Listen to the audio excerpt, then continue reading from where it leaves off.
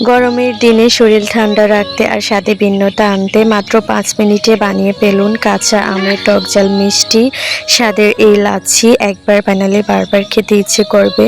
কি করে থাকা কিছু উপকরণ দিয়ে বানিয়ে ফেলতে পারবেন মজাদার এই রিফ্রেশিং একটা ড্রিঙ্ক। চলুন কিভাবে তৈরি করি আপনাদের সাথে শেয়ার করব। সো হ্যালো এভরিওয়ান, আসসালামু আলাইকুম, welcome back to my channel. Welcome করছি আমার নতুন একটা ভিডিওতে। আশা করছি আপনারা সবাই অনেক বেশি ভালো আছেন।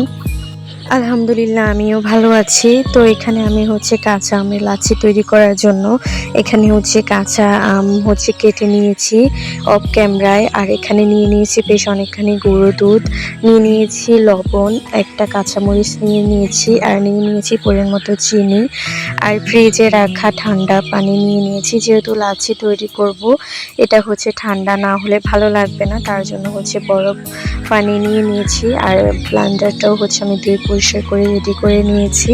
এখন আগে আমি কাঁচা আমগুলো ব্লেন্ড করে নেব সুন্দর করে। কাঁচা আমগুলো ব্লেন্ড করা হয়ে গেলে বাকি উপকরণগুলো এক এক করে দিয়ে দেব। আমের এই বরফর সিজনে একবার হলে এই লাচ্ছিটা ট্রাই করে দেখতে পারেন, অসম্ভব মজার হয় খেতে। টক ঝাল মিষ্টির সাথে এই আমের লাচ্ছিটা খেলে মন প্রাণ সব কিছু জুড়িয়ে যায়। তো এই যে দেখুন আমি আমের পেস্টটা তৈরি করে নিয়েছি, সবগুলো আম ব্লেন্ড করে নিয়েছি।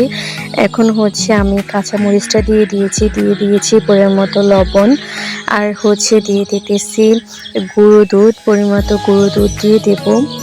এই যে এখানে বেশ অনেকখানি গুঁড়ো দুধ ব্যবহার করতেছি আমি। গুঁড়ো দুধ দেওয়ার পর আপনারা আপনাদের টেস্ট অনুযায়ী চিনি ব্যবহার করবেন। তো যেহেতু আমগুলো অনেক বেশি টক ছিল, তার জন্য আমি এখানে বেশ অনেকখানি চিনি ব্যবহার করেছি।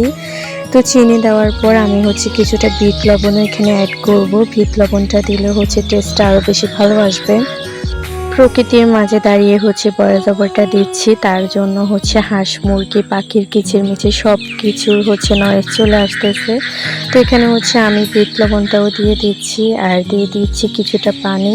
তো আবারও আমি একটু ব্লেন্ড করে নেব, খুব ভালো মতো একটু ব্লেন্ড করে নেব, যাতে সব কিছু একসাথে মিশে যায়।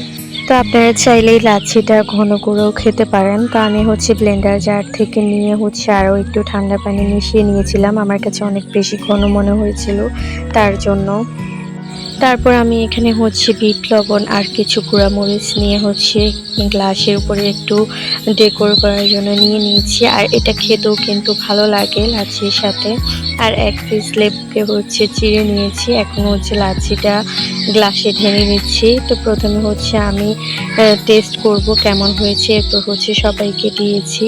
তো এক এক করে আমার বাবা ভাই বোন সবাইকে দিয়েছি, সবাইকে অনেক বেশি প্রশংসা করেছি, লাচ্ছিটা অনেক বেশি ভালো লেগেছে খেতে।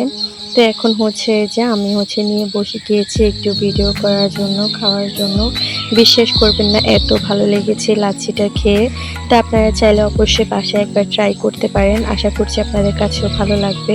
তো আজকে ভিডিওটা এই পর্যন্ত, আল্লাহ হাফেজ।